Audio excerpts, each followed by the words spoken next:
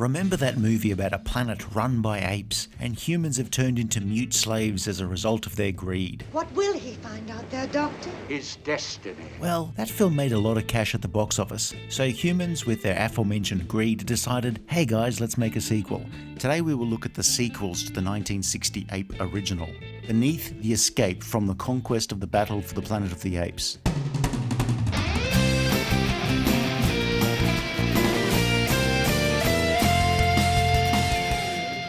When Planet of the Apes was released in 1968, it was a major phenomenon, like Beatlemania but with apes, but crucially not monkeys. In something that's more or less expected now, but was pretty novel for the time, a sequel to a big budget film was floated almost immediately, unlike the Titanic. But what'll probably happen is that some money-mad grown-up will put him in a circus, and then we'll have to pay to see what rightfully... Stop making speeches and... Now, there were lots of hit movies, and very few of them got sequels, because the prevailing wisdom in the 60s was sequels just weren't as good, and more critically, made less money. The only films that got sequels were series, B-movies, often made cheaply with different stars and creative personnel. But with that in mind, a sequel to Planet of the Apes was put into development, which would eventually be made with less money, a different director, and a star unwilling to return for more than a few minutes of screen time. You can see where this is going, or isn't going. Good luck then. Like driving blindfolded over a cliff. You might be lucky, but, chances are. God damn you all to hell! The first film wrapped up things rather nicely, without major loose ends that would make a sequel easy to get going. You realize what that means? I mean, the main characters weren't killed, which was the fashion at the time, but the twist ending to the first film was more impactful than an asteroid with dinosaur issues. I'm home. Charlton Heston had decided he wasn't interested in doing a sequel, but with a bit of arm twisting and guilting, he came back for about 5 minutes, rattled off some gibberish, and went home to count his cash. No, not yet. A new director, Ted Post, came on board, with Paul Dane writing the script. But how do you continue the story without having your star available for more than a week? The answer? Not easily. Beneath the Planet of the Apes introduced another astronaut, Brent, played by James Franciscus, who looks eerily like a younger, cheaper Taylor. The sort you might get in bulk from Costco, but when you get home find it doesn't quite taste the same. My name's Brent. Store brand Heston also has crash landed on the planet and then conveniently runs into Taylor's mute girlfriend Nova, who thinks Taylor has ghosted her. She also conveniently has Taylor's dog tags, and then she leads him back to Ape City, where the penny drops. The apes have gathered in their amphitheater to listen to warmongering speeches and to watch this guy get a haircut. A little off the sides, please. No fades. And then she leads Brent to Cornelius and Zira, who, unlike the audience, initially mistake Brent for Taylor. Taylor? No, not yet. And then after all of that very lengthy recapping of the first film, and pretty much only after all of that, Beneath the Planet of the Apes begins to tell its story. Brent, is a bit of a pushy bugger because he doesn't even bother to ask Zira or Cornelius their names. I mean, I know if I met talking apes, I'd be somewhat curious. Or maybe he's just been to the zoo too many times and he was anxious about them throwing their feces at him. The apes' military leader Ursus wants to invade the Forbidden Zone because something weird and scary is going on there, and apparently the name Forbidden Zone wasn't enough of a clue. If you are caught by the gorillas, you must remember one thing. What's that? Never to speak. What the hell would I have to say to a gorilla? No, not yet. Brent wants to get there first, and what he and Nova find is the subterranean remains of New York. A cult-like community of humans has survived and developed remarkable mental powers, but terrible skin. That thing out there, an atomic bomb? You're God? The bomb is a holy weapon of peace. It's a gold-cased doomsday bomb. I guess if you're going to end the world, you might as well flash some bling. Okay, and now. Yippee!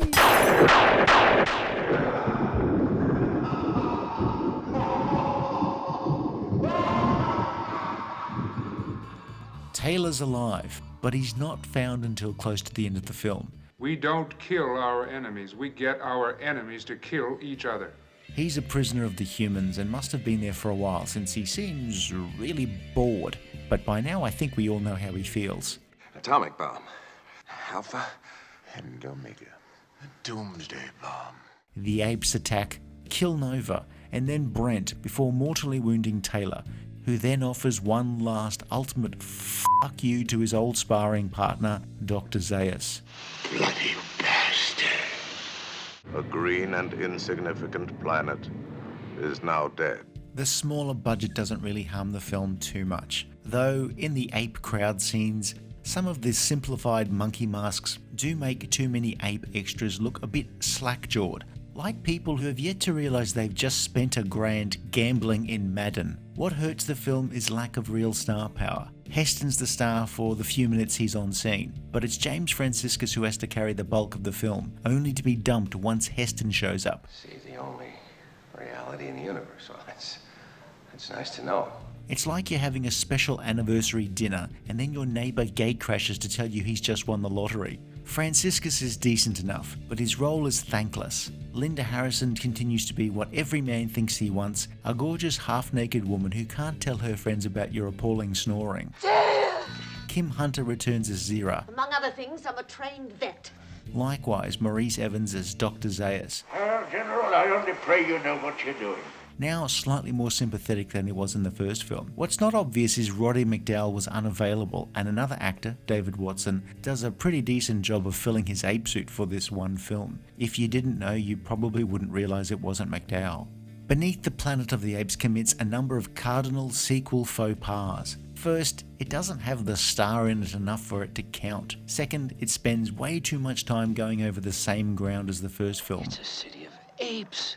Like going to a restaurant that you really liked the last time you were there, and now they just serve you leftovers. Thirdly, it ends the story in a really definitive way, even though the intention at the time was to potentially make more films. It's like burning down your office and then telling your colleagues, well, I'm out of here, see you tomorrow.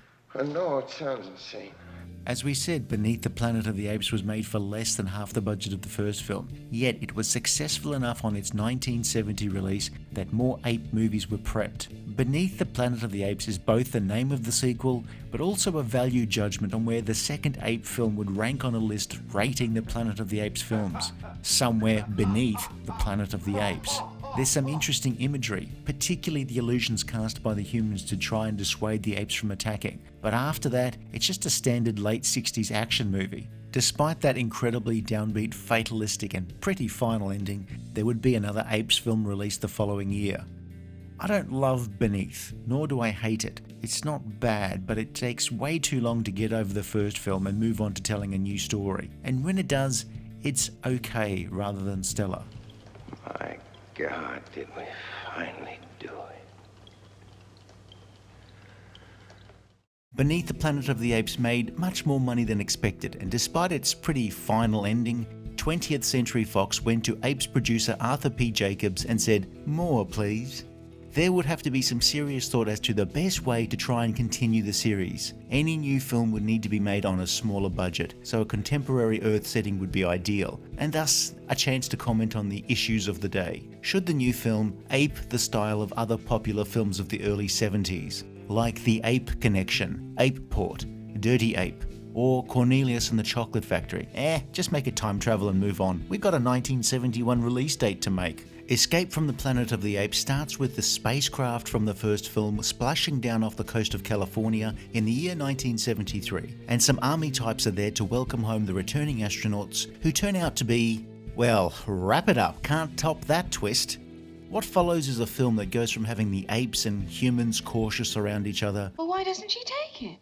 Because I loathe bananas. to light comedy as the apes become the toast of the town, Does the other one talk? Only when she lets me. and then it takes a very dark turn for the film's third act, like a moth choir singing "Nothing's Gonna Stop Us Now" as they get closer to the bug zapper. Nothing's gonna stop us now. Cornelius and Zira find themselves on Earth, along with the brilliant ape scientist Dr. Milo, who very fortunately and conveniently, I might add, managed to retrieve Taylor's ship from a lake in the Forbidden Zone without any knowledge of avionics, advanced physics, astrophysics, astronomy, rocketry, etc., and get it working all in time to escape the destruction of the Earth and be transported back in time. Of course, Milo, having vaguely explained their predicament, is killed by a primitive ape, and it's up to Cornelius and Zira to work out what to tell the humans and what not to tell them. Where we come from, apes talk. Humans are dumb. Do they mention they nicked Taylor's spaceship, that he's dead, that the entire planet is destroyed in the future, and that everyone in this room will eventually produce mute descendants lower on the food chain than Tracy from that 1970s The Ghostbusters show? Or do they wing it? I agree that that's a revelation the masses would not take kindly to. I think you did the right thing. There are some friendly humans, Lewis and Stevie, but also an evil human, Dr. Otto Hasslein. You can tell who's evil because he's got a German accent. And it's this character's theory that was outlined in the first two films. I read the clocks. They bear out Hasslein's hypothesis. He goes live on TV to try and explain his theories on time travel to an audience at home and manages to bore them rigid. Zira, whose newly acquired love of champagne has made her rather talkative, manages to blurt out the entire future history. The idea that apes might one day dominate the planet scares the shit out of Hasslein. I'm pregnant. Zira's pregnancy puts a bow on it, and the government intends to prevent the child's birth and render the two chimpanzees sterile. Well, that was a dark turn, like switching off the kitchen light while slicing onions. And this was the same film that only a few scenes earlier had Cornelius and Zira tossing off jokes around LA's version of polite society. Madam Zira, what is your favorite fruit? Grape. Escape from the Planet of the Apes knows its job, which is to keep the ape train going in a sustainable way. It's also the point where the continuity has to be a lot more flexible in order to do so. It was Dr. Milo who salvaged it. He studied it and half understood it. You might have worn jeans with a 30-inch waist last year, but let's be real, you now need a 36 if you intend on wearing pants and breathing at the same time. It began in our prehistory with the plague that fell upon dogs. And cats. Established lore of the apes, not really knowing much about human civilization, is set aside that future installments have somewhere to go. Humans took primitive apes as pets. In the course of less than 2 centuries, they progressed from performing mere tricks to performing services. Ricardo Montalban appears as a circus owner who seems to really like apes, but not in a creepy way. And if it is man's destiny one day to be dominated, then, oh, please, God, let him be dominated by such as you. Actually, quite possibly in a creepy way. Humans are portrayed as insecure. Not in a, these genes make my butt look fat kind of way, but in a, these apes are a threat to the future, let's kill them now. As it's a Planet of the Apes film, it's not a particularly happy ending, with Cornelius and Zira and the infant ape Milo all seemingly killed after Hasslein has them cornered in an old ship. But also, it's a Planet of the Apes film, so there's one last twist. Director Don Taylor does a good job here, using the budget wisely with Paul Dane's script relying on wit and drama rather than hordes of damn dirty apes. I would try to rely on wit and sparkle myself if I had any, but as I don't, I make YouTube videos instead. How do you like it, Cornelius? Beastly. Roddy McDowall returns as Cornelius, as does Kim Hunter as Zira. I've examined thousands of them, and until now, I've only discovered 2 who could talk in my life. They carry the film, and you don't even notice that there's no Charlton Heston around. This third film finally realised no one ultimately cared about the human astronauts, since the apes were fascinating and genuinely more interesting. I like you. I have from the beginning. While Lewis and Stevie as the sympathetic humans are pleasant enough, we're really rooting for Zira and Cornelius, who manage to be charming and sincere throughout the film. Eric Braeden as the psychopath Dr. Hasslein is oily smooth as he manipulates people into following his suggestions. How much time has the world got? Somebody has to begin to care. Commentary on society seems limited to commenting on middle-aged society types and the kitschy fashions of the day. How do you find our women? Very human. Zira looks like she's appearing in latter episodes of Bewitched. Escape from the Planet of the Apes does have a few scenes inspired by Pierre Boulle's book, with the ape and human roles reversed, such as Zira solving the puzzle or the chimpanzee couple appearing before a tribunal. Savages. It's fun, it's light in places, it's got drama, and it gets very dark at the end. But it does so without a huge cast of expensive ape extras, battle scenes, special effects, or anything. It mainly relies on dialogue, and actually does a pretty good job of it. But we're not going to stop this train now.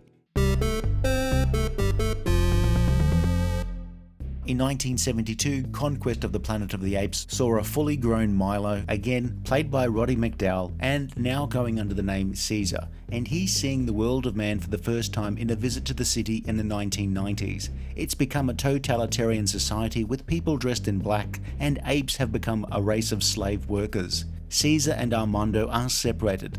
The latter is arrested and interrogated, preferring death rather than revealing the existence of a speaking ape. To survive, Caesar blends in with his ape brothers. He goes through the brutalizing training process, but first Caesar is given a companion for some simian sexcapades, some ape de noon delight, and is eventually bought by Governor Brent, an intense politician looking to make a fairly unpleasant society even more unpleasant by trying to out-evil everyone else. Brent, who's more uptight and tense than a man doing lines of drain cleaner, allows his new ape possession to name himself. Caesar, a king. His aide MacDonald prefers to treat the apes a little more humanely, but by now the society has such ingrained dependency on the creatures that they are mostly mistreated. It only takes a few glances from Caesar to start an ape revolution.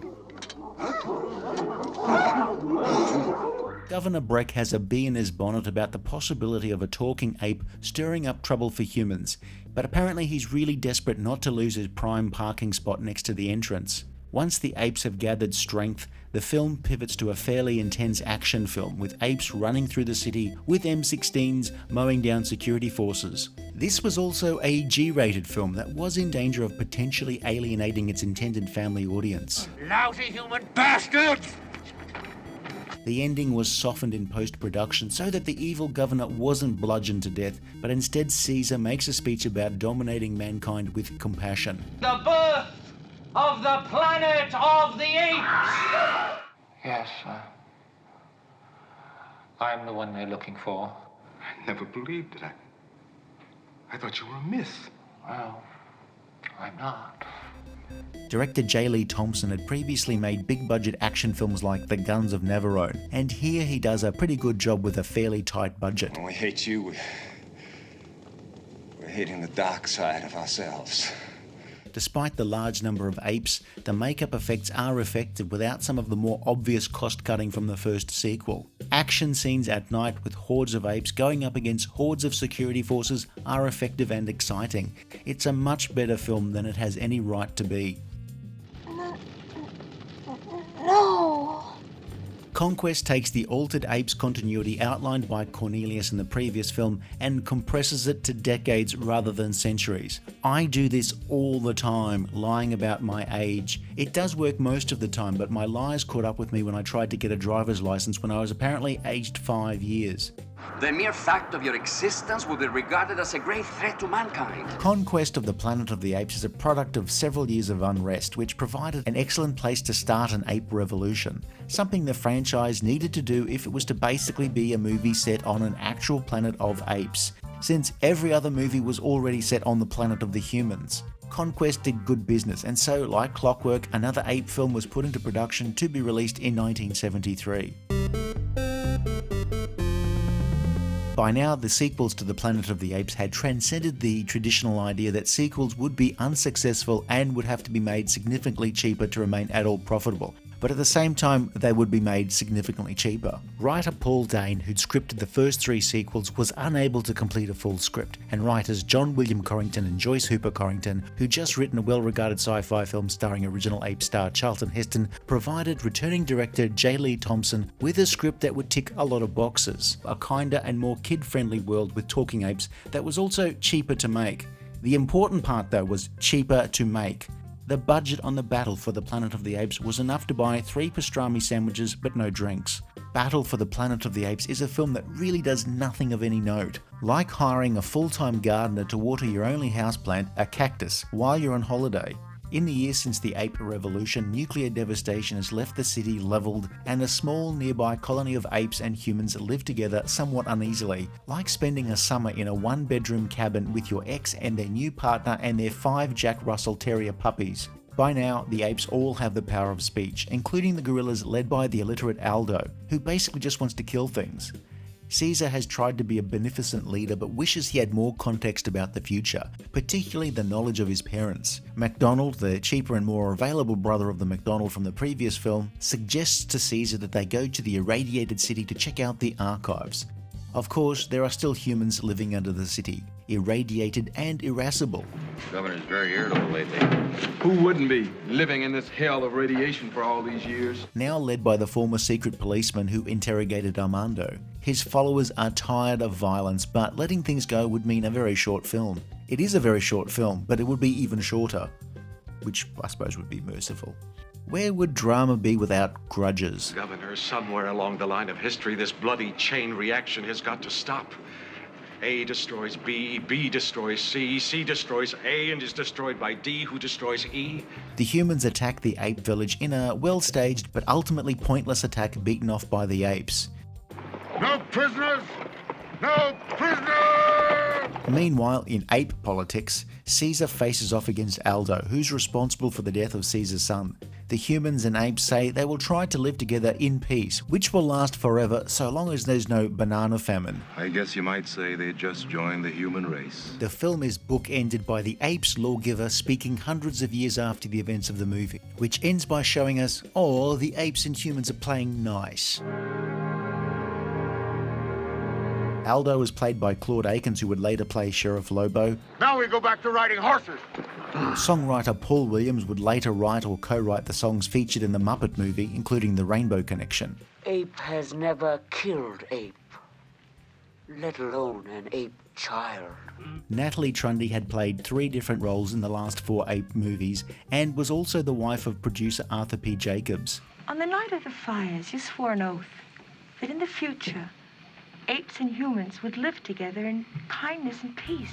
And the lawgiver is filmmaker John Huston, appearing in this small role for, beer money, I guess. In search of greener pastures. Battle for the Planet of the Apes was a short film, and even with some restored footage of more violent material, it drags like Indiana Jones behind the truck, but without any of the payoff.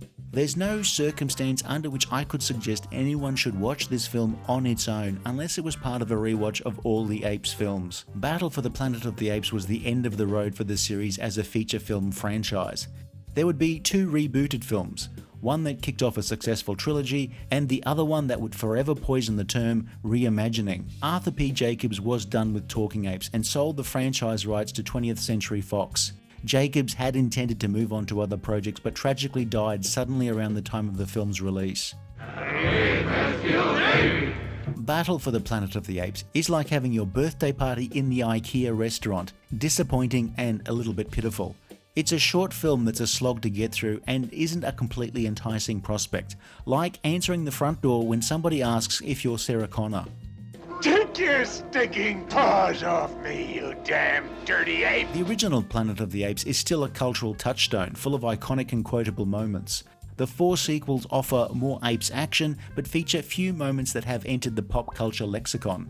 Escape from the Planet of the Apes is by far the best of the sequels, with Conquest, Beneath and Battle living off the reputation of the 1968 original like an unambitious pimp. The series as a whole had its ups and downs, when darker and lighter got progressively cheaper to make and got itself stuck at a position where there really wasn't anywhere else to go. After these 5 cinema films, the immediate future of the series would be on the small screen, with a short-lived live-action TV series in 1974 and a cartoon in 1975. If you enjoyed this video, please like and subscribe, leave a comment below or check out some of our other videos.